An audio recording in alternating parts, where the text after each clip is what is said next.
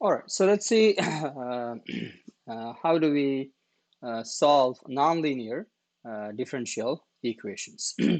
So solving nonlinear differential equations is relatively harder than solving linear differential equations. We looked at, we have been looking at how to solve uh, we looked at, how do we solve nonlinear linear differential equations, higher order, even non-constant coefficients, constant coefficients, and so on. But relatively solving, nonlinear differential equations are relatively harder. So there are not many methods available. Usually we either use, reduction of order kind of things, or sometimes we use something called series solutions, and try to look into the problem. It depends on the problem. Mostly we use substitution methods and things like that, right? So that is how we usually solve nonlinear differential equations. So we're not going to solve a whole lot of nonlinear differential equations. I want to just give you a few higher order nonlinear differential equations. Solving this nonlinear differential equation. So if you look around, earlier in the beginning of this semester, we solved how to solve first order differential equations. That involves both linear and nonlinear. We looked at many nonlinear differential equations, right? On solving nonlinear differential equations, if it's a first order, we had many methods to do it, whether it's the variable separable method, or it was exact differential equations using substitutions and homogeneous, various methods we worked on it on solving first order nonlinear differential equations. Um, so what we are going to do now is how do we solve higher order, right? Higher order nonlinear differential equation solver. I'm going to give you a very simple problem. We are going to use a more of a substitution method, and then we use the methods that we know already. So let's take a look at this particular problem. This is, let's say, solve y double prime equals 2 times x times y prime squared. So here's a second order nonlinear differential equations. And as you see, we cannot use any methods that we have used so far, whether it is solving first order or solving higher order linear differential equations. We can't use any of them in there. So the methods that we have learned so far, right, is we cannot use any of these methods in here. So what is the way to do? So if I really look at this differential equation very carefully, this is easier to solve. The reason because this is although it's a higher order, although it's a second order, right, differential equations, in terms of a dependent variable, all I see is a second derivative and the first derivative. So technically speaking, there are only two derivatives involved with this one, right? So what I am going to do is the following. I am going to take a look at the differential equation, and I see that it has only first order and second order derivatives, and there is nothing else, and that's even the function is not even there, right? Even the function is not explicitly there. So I'm going to use a substitution method here. So what kind of substitution that I'm going to use? The same way that we did with the reduction of order. So we're going to, generally speaking, we're going to use the reduction of order in this for this particular nonlinear differential equation to solve this, right? So let's take a look. What do I mean by this? So I'm going to say let u to be y prime, right? Then what happens is that, so that's my step one. Then what happens is that u prime is going to be y double prime. Now, if I substitute this information back into my differential equation, what I would get is I would have the following, right? If I plug this in, I would have the following, namely u prime is equal to 2 times x times u squared. And again, this is a first order nonlinear differential equation, but it's a first order, so therefore we have a lot of tools in our place. And by looking at this carefully, you would realize that I can use the variable separable in here. So if you use the variable separable in here, what I am going to have is I would have u prime over u squared equals 2x. And if I try to solve this, you would agree with me, the solution is going to be, u to the negative 2 du integral equals 2x dx. Again, I'm kind of skipping the basic steps as we did, since we discussed this earlier. So basically using a variable separable. So using variable separable in here, variable separable method, I can rewrite this way, and then now I'm integrating. Basically, I'm just multiplying the integral element dx on both sides. Then so if you do the integration in this step, that's what I have. Now I can integrate this. If I integrate this, you would agree with me, my solution would then be u to the negative 1 over negative 1 equals x squared plus c. And if you really want to, you can just say, this is c squared, but I think you leave it as a c. And this tells you your 1 over u is equal to negative x squared plus c, negative x squared minus c, and therefore your u is equal to negative 1 over x squared plus c. And now, so still I'm not done yet, right? That this only tells me what my u is. And if I try to do this, if I try to find the y, we know that this is y prime is equal to, this is the y prime, which is equal to negative 1 over x squared plus c. And therefore, what you can do is,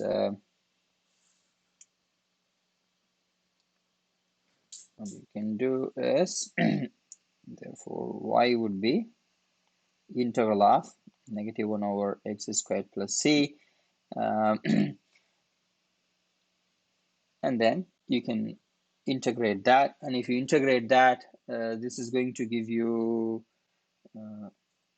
negative 1 over square root of c tan inverse x over square root of c plus another constant, I'm going to say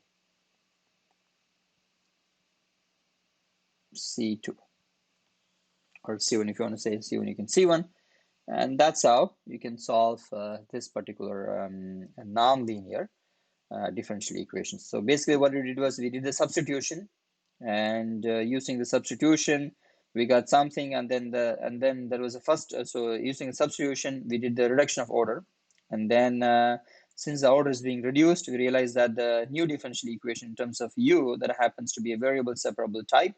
So we solved it, and then once we solved it, we got the solution as something to do with the tan inverse of x, and that's how we solve this particular problem. Again, not this method may not work for every single problem. So not every method is going to be, not every method is going to be make use of this thing. So you have to be careful over there and how do we deal with that. So let me take a look at another problem and see how do we solve this particular one. This is again a different technique, right? We're going to use a different technique. Let's observe this and see what's going on there. Take a look at the example 2.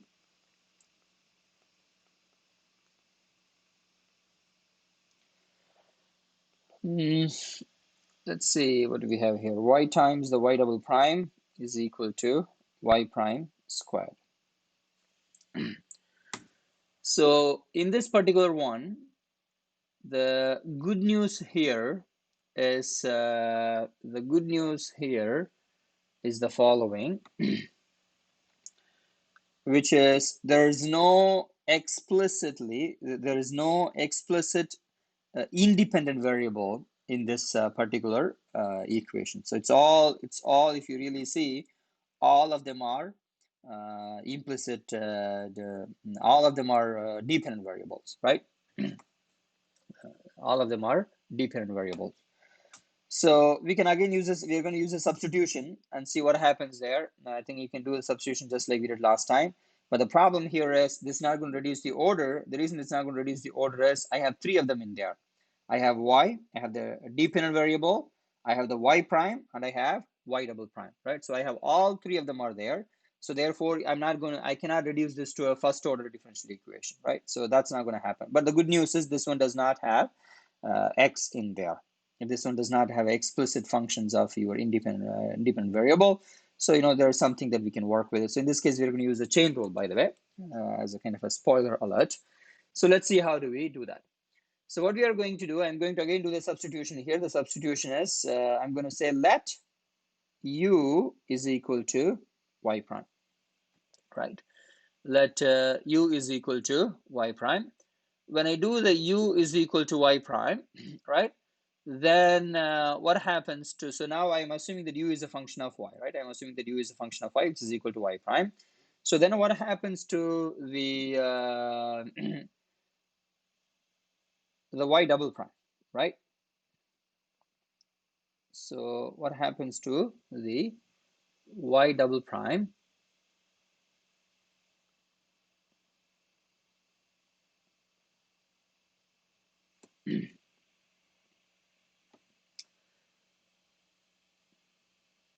All right, so let me repeat it here. So u is a function of x, which is u is a function of y, and then y is a function of x, right? So therefore, the du over dx, which is, if you want to say u prime, as du over dy, because u is a function of y, times dy over dx, because y is a function of x, right? So that's why we get my u prime. And that happens to be, if I rewrite this, and that would be du over dy, right? Du over dy, let's keep it that way, du over dy, times dy over dx is basically your y prime, and y prime is your u. So therefore, this is du over dx, in this case is du over dx times u. This is different than what we did last time, right? This is different than what we did last time, so keep that in mind. And so therefore, what I am going to have here is, and du over dy, hold on here. So du over dy, and by the way, this is basically same as saying dy prime over x, which is y double prime. So what I have here is the y double prime happens to be u times du over dx, right? So, and that is what I'm going to use in this particular case. So therefore, so this would be, so that's what I was trying to do here, right? So this would be, this differential equation can then be rewritten as y times u times du over dy is equal to u squared. Why am I doing all this? The reason that I'm doing all this is now I have the derivative, the derivative of u in terms of y. So I only have two variables in here. The variable number one is u, and the variable number two is y. And here, u is the dependent variable, and y is your independent variable. Although the original problem, y is a dependent variable, and the x is the independent variable. Because of this substitution, although this u is a function of x, right? Now we rewrite it in such a way, that now u is a function of y. So now this differential equation is written in such a way that treats u is a dependent variable and y is the independent variable, right? So keep that in mind. So that's why we did all these things. And so therefore, now I can solve this. Let me try to solve this now. So now let me simplify this. If I simplify this, ladies and gentlemen, you would agree with me that I'm going to have, I can cancel the u's, I can divide the u's on both sides. If I divide the u's on both sides, I'm going to have the following, which is y times du over dy is equal to u. Now I can use a variable separable. So this is a variable separable. So if I apply the variable separable, then what happens is, this is going to be du over u is equal to dy over y.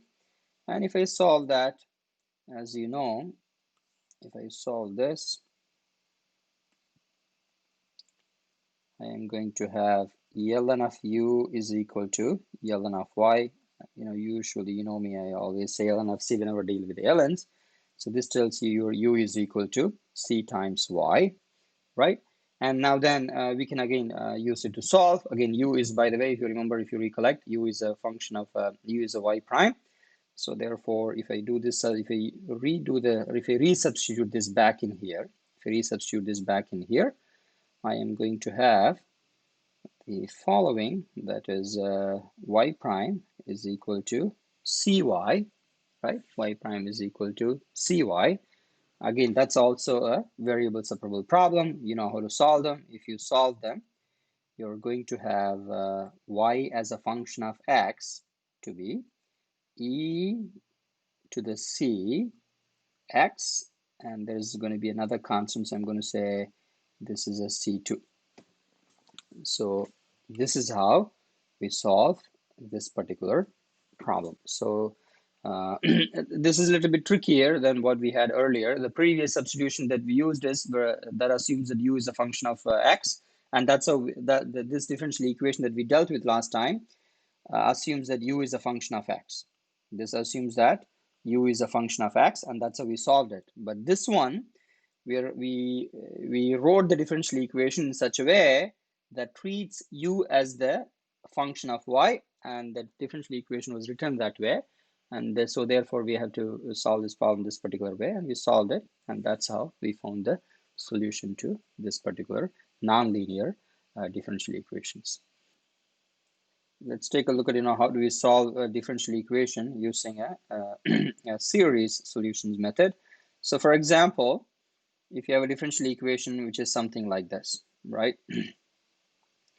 Something like this, y double prime is equal to x plus y minus y squared, and then here's the initial condition. These are your initial conditions, right? So then here what we would do is we're going to do the following, and that is we're going to assume your solution y of x,